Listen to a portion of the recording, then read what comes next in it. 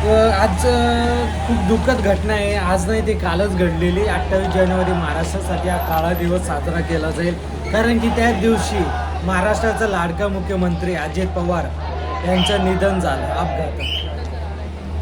ते अपघात आहे की अपघात केलं की अपघातात त्यांना कोणी ते बोलतात ना, राजकारणातून आपल्याला कोणाला काढायचं असेल तर आपण कसं त्याचा काटा काढायचं.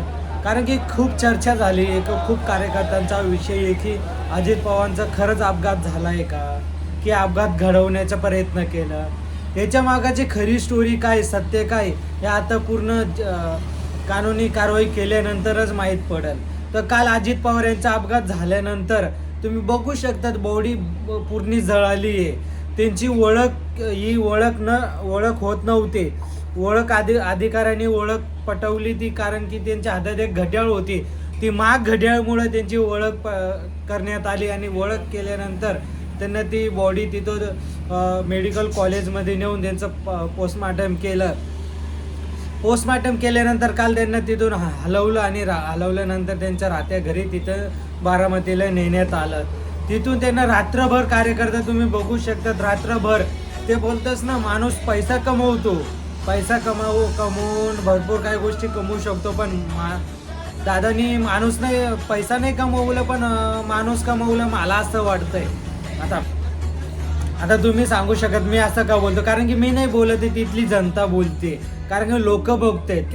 आता तुम्ही बघू शकतात आपल्या घरी कोणी वारलंय, आपल्या आजूबाजूला कोणी वारलं, नातेवाईक येतात घरी, कधी वारला, हा चल मग त्याला जाळण्याच्या आधी अर्धा एक घंटा येतात, थांबतात. किती वेळ थांबतात? एक तास, 2 तास, 4 तास थांबतात. पण दादासाठी ती जनताचं प्रेम होतं, ते प्रेम खूप मोठं होतं आणि ते प्रेम मला नाही वाटत कुठं कमी पडलं. कारण की ती जनता रात्रभर दादाच्या अंतिम दर्शनासाठी रात्रभर ते बाहेर थांबलेली होती पब्लिक. कारण की दादाच्या दर्शनासाठी एवढी लोक थांबलेली होती, कारण की दादा हा महाराष्ट्राचा नाही तर पूर्ण भारताचा मला वाटतं लाडका होता. महाराष्ट्राचे मुख्यमंत्री यांचा अपघात झाल्यानंतर जशी बातमी पसरली तशी लोक यायला जमा झाले आणि तिथं लोक बघू शकतात. हेलिकॉप्टर त्यांचा अपघात तिथं झालं, तिथं शरद पवार हे पण पोचलेले, शरद पवार साहेब पण पोचलेले. ए टू झेड पुरी स्टोरी त्यांनी कव्हर केली, म्हणजे कसं ॲक्सिडेंट झालं, कुठं झालं, कसं अपघात झालं, ते सगळं माहिती करून घेतली.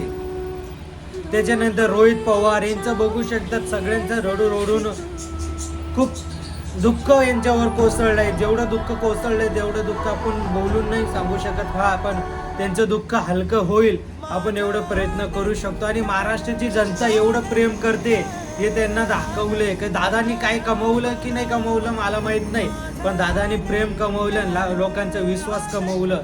या व्हिडिओ बघून माहीत पडलं असेल तुम्हाला. कारण की एखादी व्यक्तीची दर्शनासाठी रात्रभर आपण देवाच्या दर्शनासाठी तासोन तास रांगेत उभे राहतो, कारण की आपल्याला देवाचं दर्शन भेटलं पाहिजे. तसंच दादासाठी लाखो करोडो जनता आणि त्यांचे जे कार्यकर्ता होते ते बाहेर थांबलेले, की दादांचं एक छोटंसं दर्शन झालं पाहिजे. नाही तर तुम्ही आजकालचे नातेवाईक बघितलं असेल की चांगलं झालं मेलं, आपल्याला काय घेणं देणं आहे, आपलं काय संबंध, मेला आगलेलं आवडं गेलं, तर कोणी तर मेला तरी येत नाही. कारण की लोकांना असं वाटतं जाऊ दे ना, तो आपल्या बद्दल असं बोलत होतं तसं बोलत होतं, पण दादांचं तसं नाही. दादांना अंतिम दर्शनासाठी अमित शहा, उपमुख्यमंत्री एकनाथ शिंदे साहेब आणि नितीन गडकरी साहेब, देवेंद्र फडणवीस साहेब पण आलेले, सगळे नरेंद्र मोदी यांनी पण भावपूर्ण श्रद्धांजली दिली. पूर्ण महाराष्ट्रावरून त्यांना भावपूर्ण श्रद्धांजली दिली. ते महाराष्ट्र नाही तर पूर्ण भारतातून त्यांच्यासाठी कौतुक शब्द येत आहेत. कारण की दादानी जे कमवले ते लय कमवले. तुम्ही बघू शकतात दादांची बॉडी पूर्ण जळून खाक झाली, तरी त्यांचं कामावरचं प्रेम काय कमी झालं नाही. तुम्ही बघू शकता दादांचं जेव्हा प्लेन क्रॅश झालं प्लॅन क्लॅश झाल्यानंतर ते पेटी फुटली. पेटीमध्ये एवढं कागदपत्र होते, सगळं कामाचं कागदपत्र होते. दादांना मरायच्या आधी पण आणि मरायच्या पहिले पण असं वाटत होतं की दादांना फक्त काम आणि लोकांचं काम किती लवकर होईल एवढंच दिसत होतं. कारण की दादांचं जे पेटी फुटली त्याच्यानंतर तुम्ही बघत असाल कागदाचे पूर्ण रांगा लागली, पूर्ण पसरलंय, एवढं कागद पडलेत. कामासाठी दादानी कधीच माघार घेतलं नाही. देवेंद्र फडणवीस साहेब पण सांगत होते की दादा सकाळी 6 वाजता उठून कामाला लागायचे.